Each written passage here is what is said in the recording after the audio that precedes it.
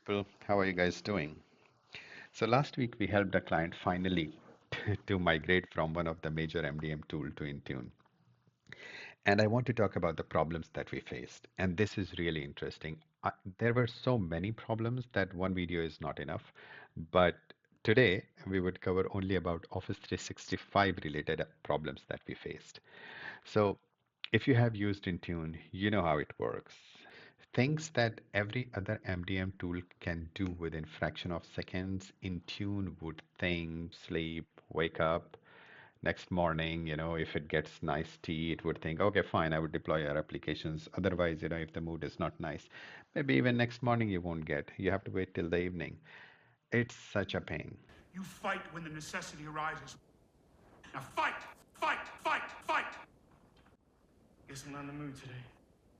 But let's talk about Microsoft Office applications when you deploy on Macs. The way it's deployed is really different. It's not how we have done so far. You don't have to, you can, you may, but you don't have to create application packages. Everything is in build. So if you click on create, you see here you have got Office 365 applications, Microsoft Edge, Defender for Endpoint. So all these three applications, you don't really have to package. It's like one click package. It's really smooth, but I wish it worked as smoothly. So if you click on this and click on select, all the information would be filled, and then you click on next, next. That's it. It's done. You don't have any application package here. So what happens? How does the application get deployed on the device? What all problems that we faced with this? The blame game Apple tried to put on Microsoft, sorry, Microsoft tried to put on Apple, and what all you can do to solve it if you get into this problem. Okay, great. So let's see how you deploy application package, especially Office 365 and other two applications that I showed you. So this is your Intune. You have got stacked all your applications here, and you have got Office 365 as well.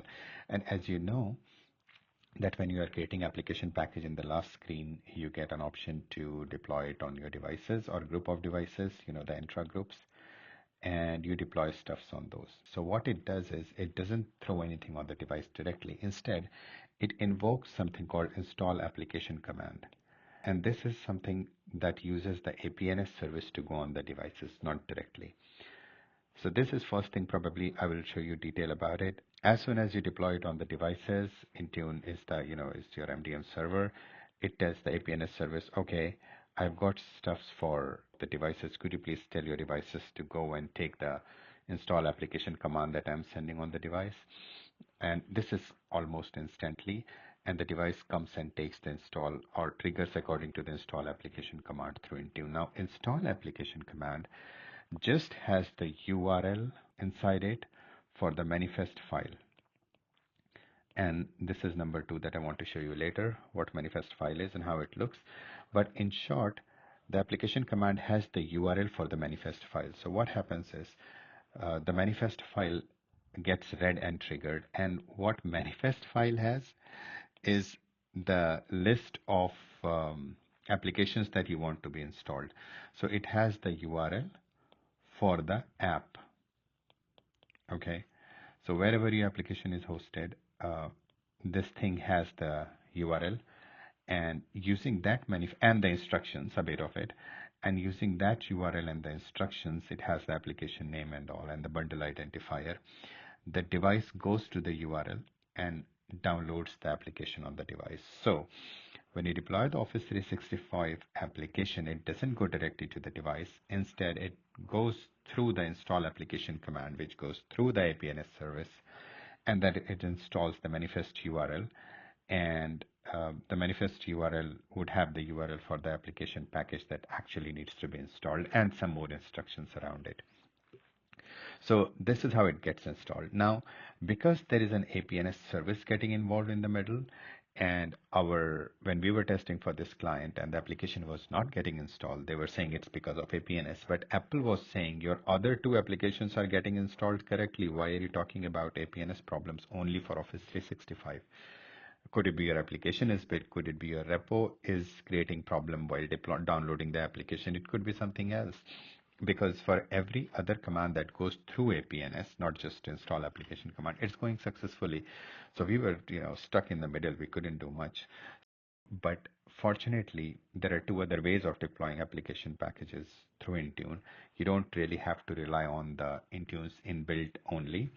So you can create your own application package like you did in old days, upload the application package inside Intune like you do in Jamf, Kanji, Fileware, wherever, and then you deploy it on the device. Now, this package, if you create a package, it goes directly to the device.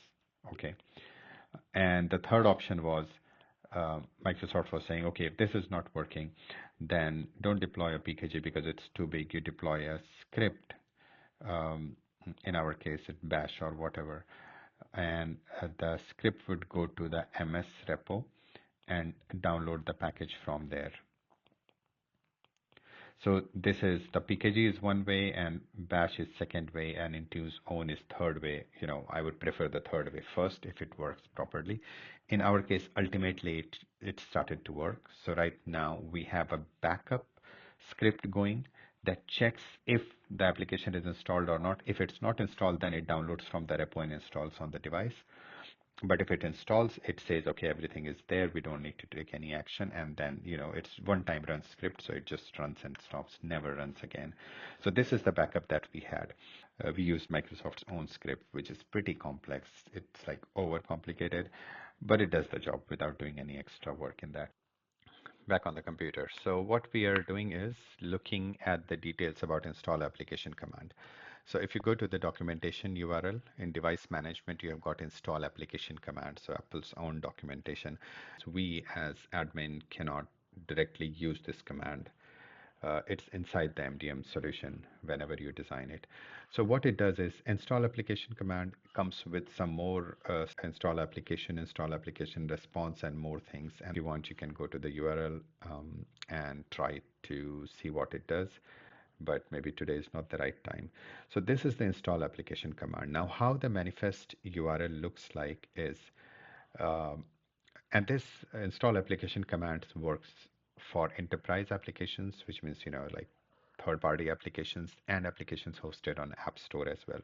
Both are pretty much same. It's just the plist file that gets changed according to the behavior or nature of the application. In our case, this is what it is. But even before this, I would want to show you the install application command. So this is how the plist goes on the device. And it has, for example, here it says install Podman, but it could be something else. Podman is something that I'm working on right now. But let's have a look at. So this is your install command file that does the job. And then, as I said, the install command file has the path for the manifest file, URL for the manifest file. And the manifest file looks like this. It has some items, and this is just an example file. I don't have direct access to a manifest. It's just Apple's example, and I got somewhere, I can't recall, but probably either ChatGPT or some tool it's generated. So, there could be hallucination, but this is the overall idea that you have got the assets that you want to install, what kind of application it is. It's a software package, and where is it hosted. So you're mostly, it could be on your MDM, and I think it could be on any third party repo as well. It doesn't matter. As far as the URL is accessible to download, you could host it there. And then you've got your basic bundle identifier and everything. Once this is done, the chain is not yet complete, because if you go to this place, it reverts back saying that, okay, the application is installed, and whatever the command I got, I have done. So this is the request, right, with the manifest. And then there is the response that, okay, this is the application you asked me. This is the identifier. The state is installing. And once it's installed, okay, so it acknowledges. And then once it's installed, it sends the command back to Intune. So the problem we were facing is it was trying to install, but it was not able to install. So it was able to take this command. It was saying installing, but it never could install. So it was very hard for Apple or Microsoft, both of them, to understand exactly where the problem is happening, because it could be the command itself, but it could also be, the chain that is creating the problem. But going back to where we started, this is how you create application package in Intune for Office 365, but it's not about how, what actually happens at the back end. This is what I wanted to talk about, because this was something new. I have been into Jamf, Kanji, FileWave, and some other MDM tools.